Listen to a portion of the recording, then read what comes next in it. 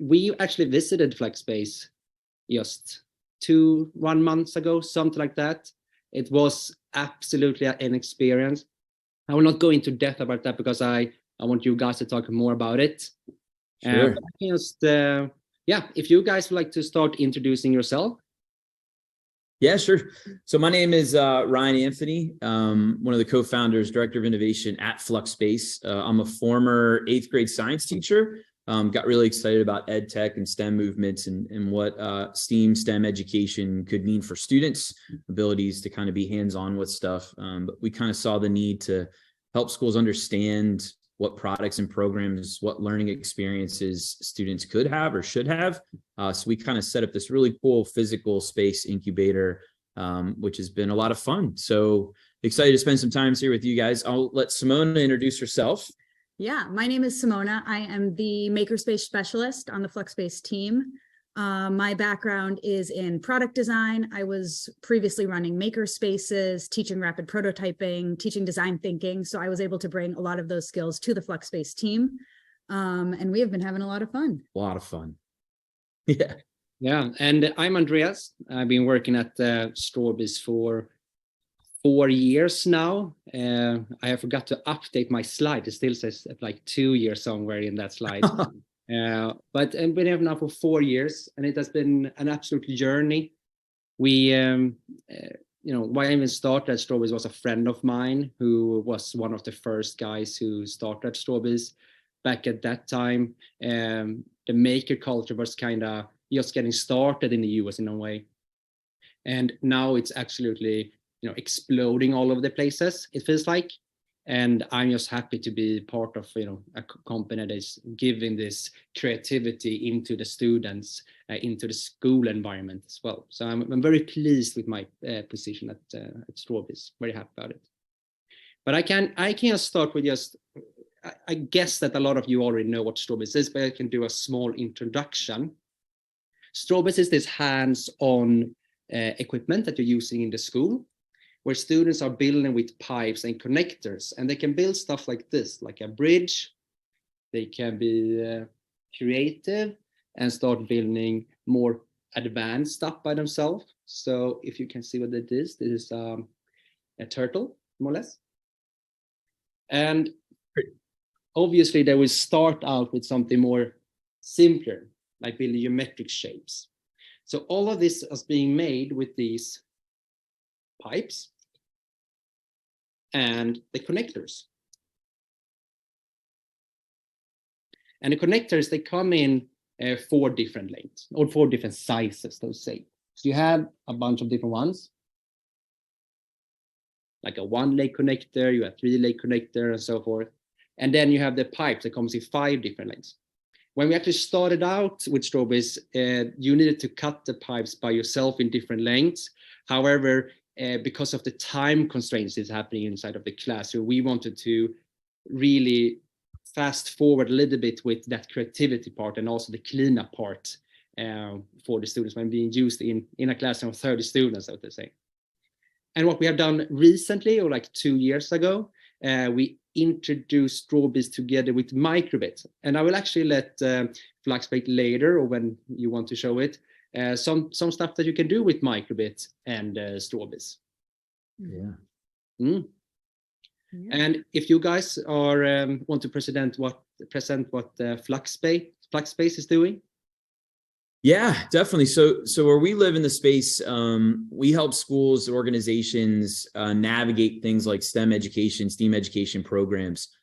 So what we created was a resource movement, kind of an area for teachers to connect, for people to understand what the future of learning could look like. So what we want to do is we want to help consult, hey, here are the programs, experiences, or solutions that exist, and how they can match with a really great learning experience for students. So a couple of things are, how do you create a makerspace? Well, what goes into it? What does it look like? More importantly, like, what is the learning experience for students?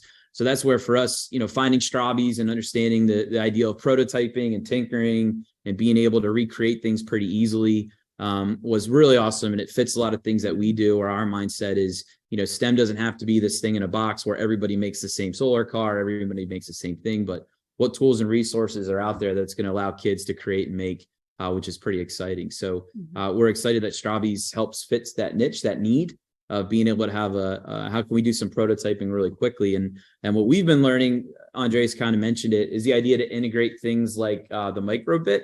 So the idea of being able to bring in computer science and codable electronics is pretty exciting. So now we can scale this up in a program. And again, really cool learning experience.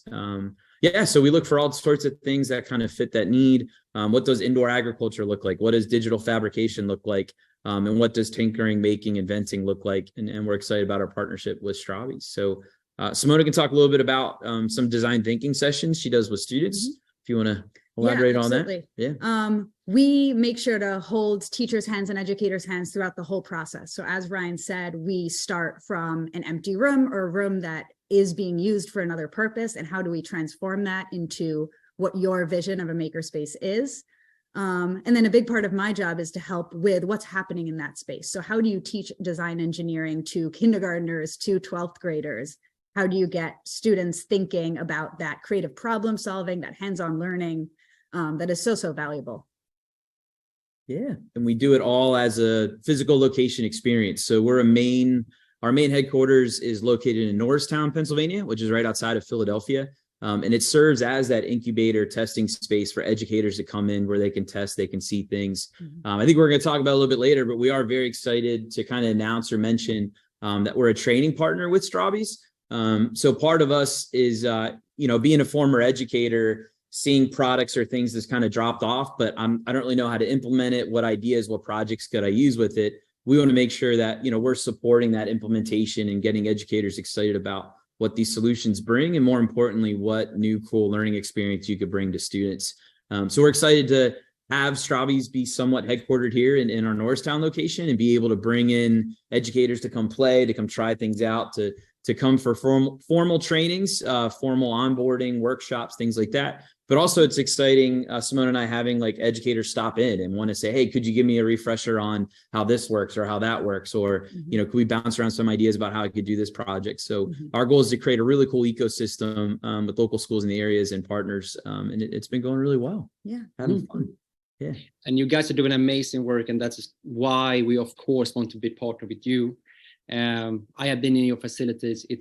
It's really nice. Longing for when we get this up and running again, and then see what will come from it.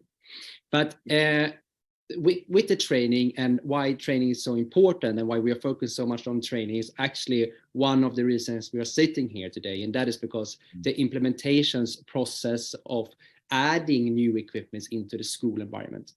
And the training is so important. It's very, very important when it comes to it. And for us being in Sweden, we can do it virtually, and that has been successful. But we also we like the idea when people can come and visit partners like you guys to host it more or less. And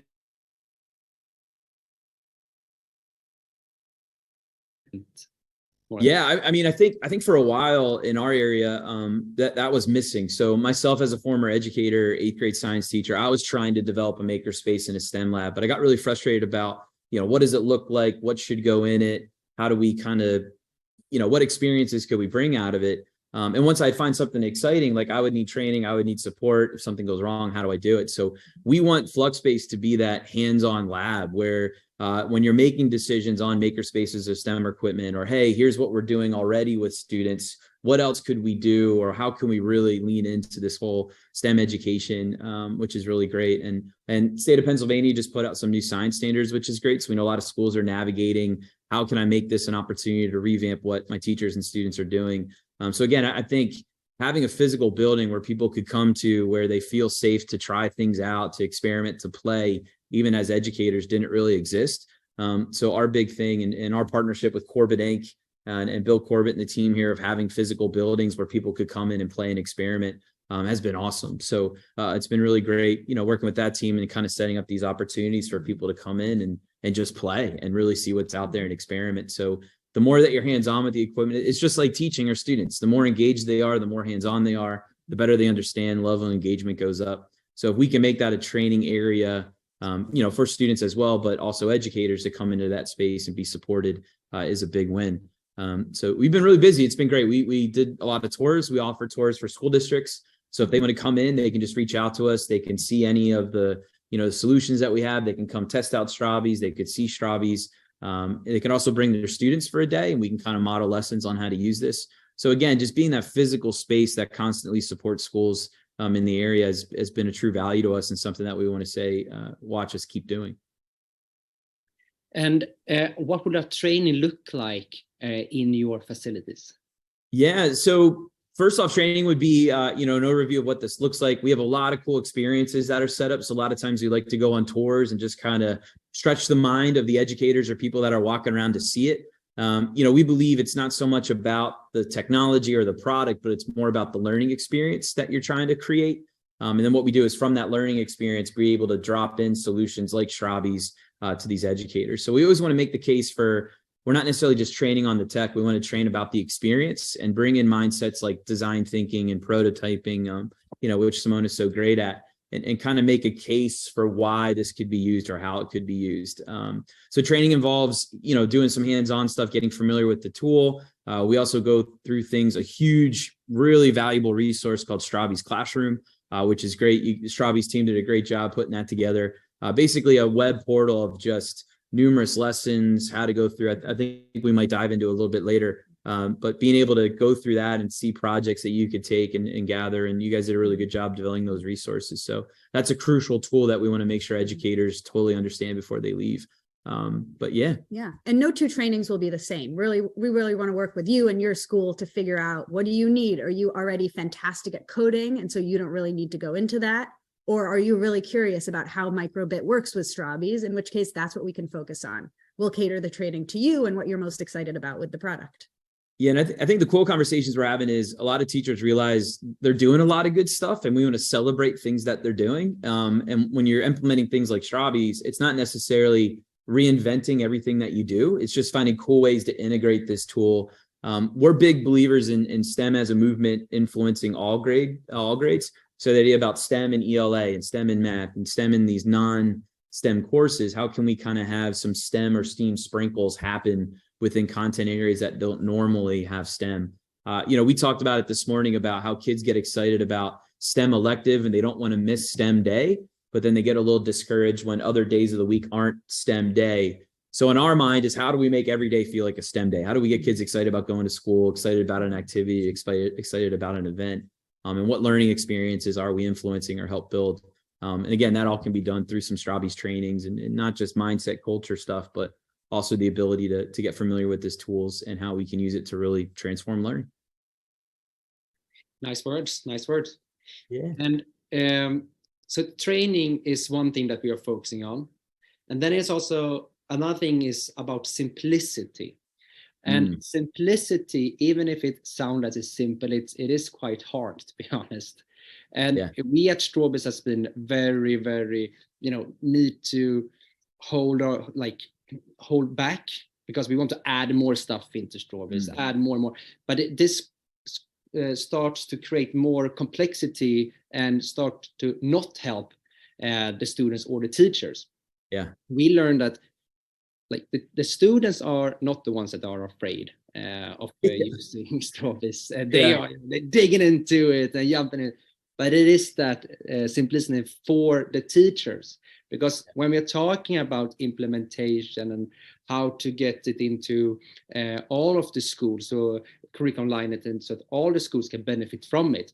You cannot only have that teacher that is the real ambassador and also enjoys and go home and watch the introduction video and stuff like that. You need to have a lot of teachers involved in that. For the training is important, and therefore the simplicity is important for those teachers as well. No, that's a great point. I think a lot of teachers that get intimidated by STEM or STEAM programs, I think they just need to be shown how easy it could be, or where some low-hanging fruit, or what's some easy entry points into this kind of idea of teaching or leaning into STEM education. And that's where we get excited about Strawbees, because it's very easy to build. I don't need to jump in and do coding right away. I could, grab it to prototype something or recreate something in a story. And even the deck of cards that you guys have where it's all the imagination and creating things for challenges. We were doing working with a group today, and there was one about, you lost your steering wheel in your car. How can you recreate a steering wheel? So it just kind of makes students use the product in different ways. But again, real easy entry points, but something that can scale all the way up to making this really cool codable train with a micro bit. So yeah, I think simple is best. And the idea is, hey, this is what a STEAM lesson can look like. This is, you get excited about what that could be. How could we then scaffold and grow into something a little bit more in depth? And you made a really great point, Andreas, is like students want to just grab and make things. And I think sometimes as educators, we just need to present the opportunity for them to grab a hold of something and try something out. And it's where we shift from.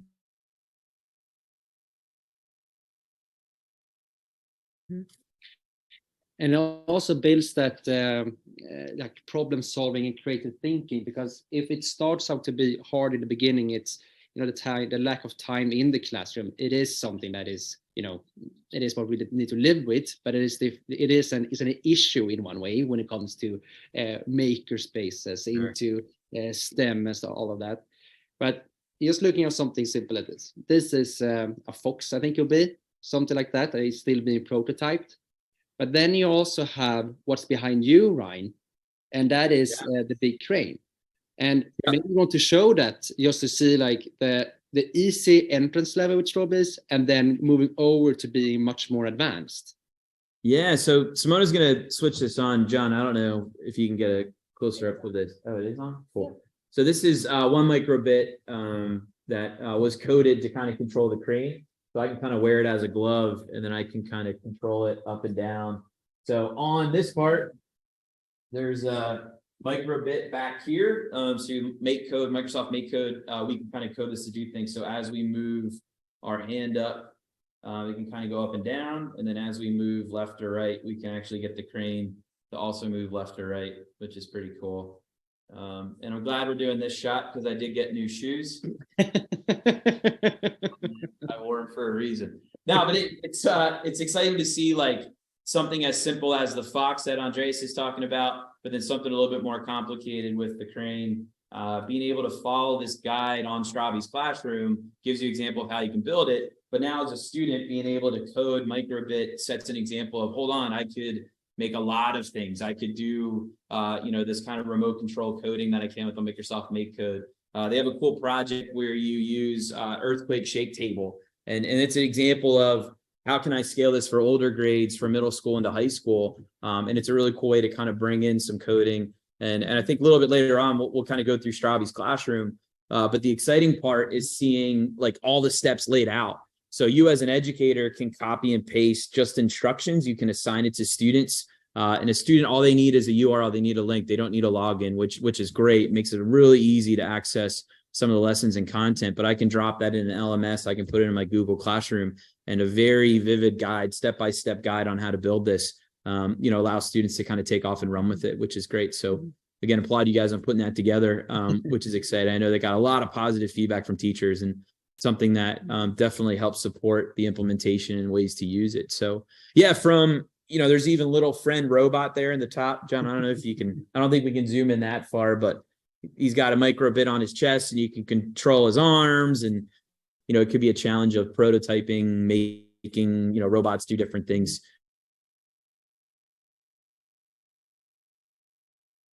Kind of preach this is being able to have students share their ideas off at the roughest and earliest stages. This idea of like rough prototyping, and things don't need to be this perfect polished product, but they just need some kind of artifact to help get their ideas across. And we want them to have the confidence to share ideas and kind of think big and dream big, where I think a lot of times in school, we kind of force something to look perfect or be perfect, or before you answer, think through your answer. But we're kind of the opposite. We want to hear those brain dumps and just kind of what's in the student's head, and just make sure that they're confident enough and keep sharing that out.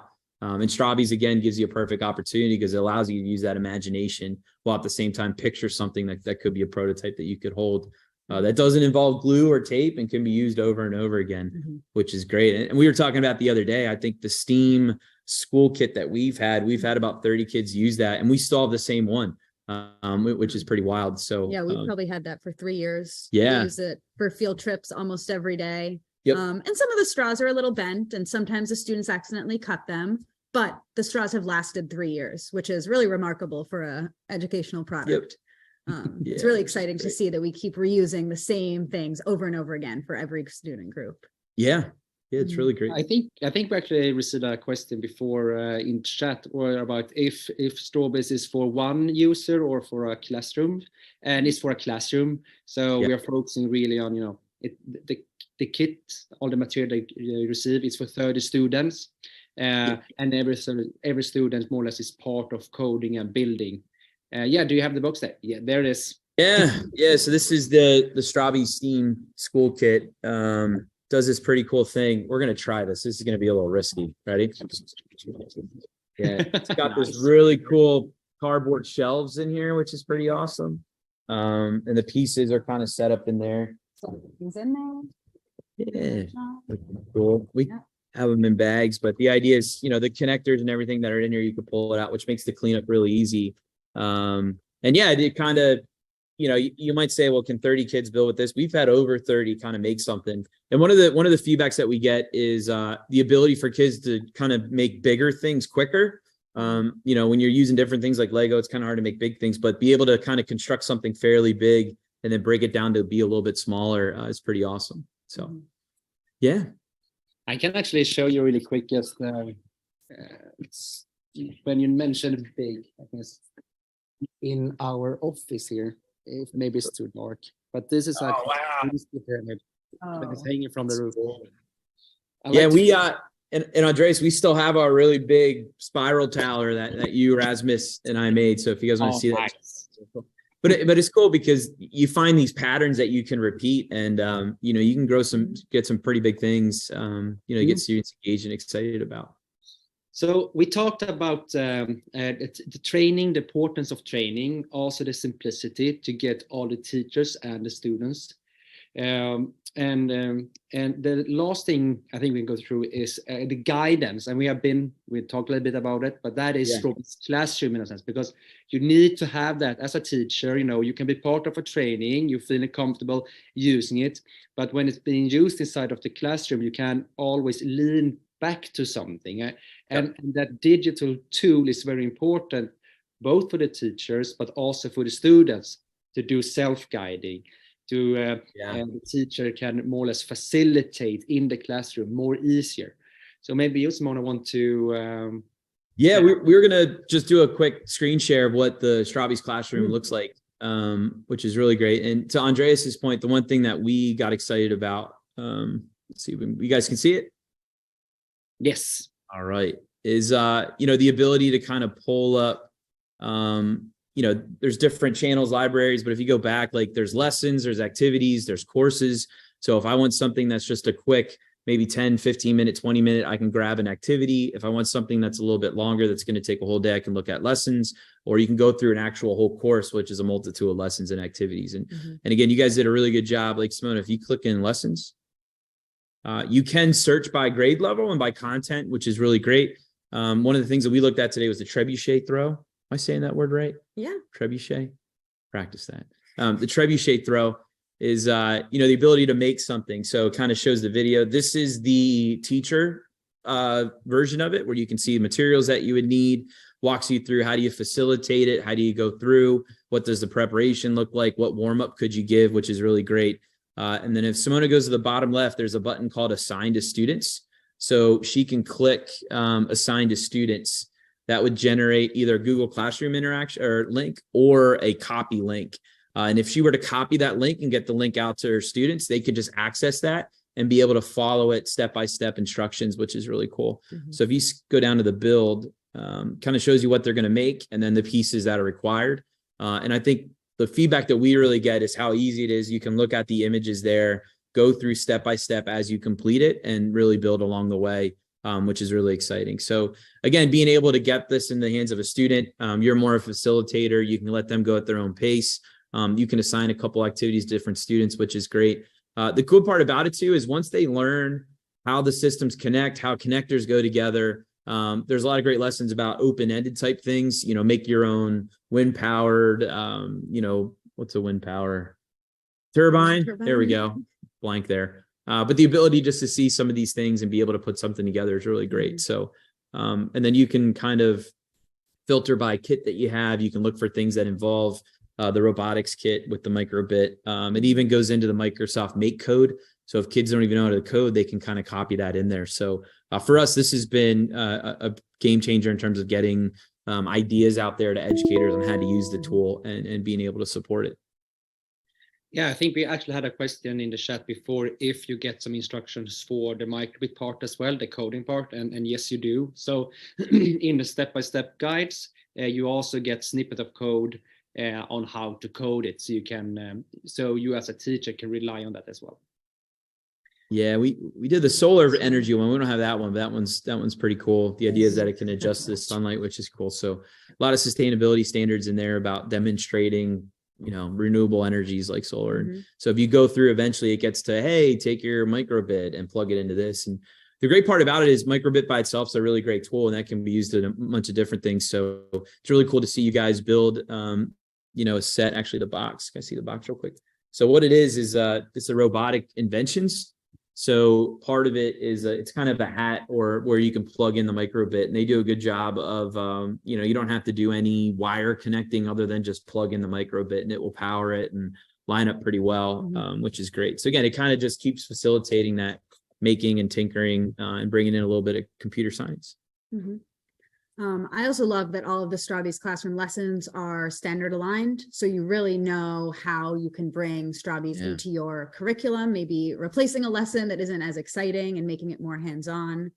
I also love, this is just on my screen by coincidence, that a lot of lessons require cardboard or other recyclable materials.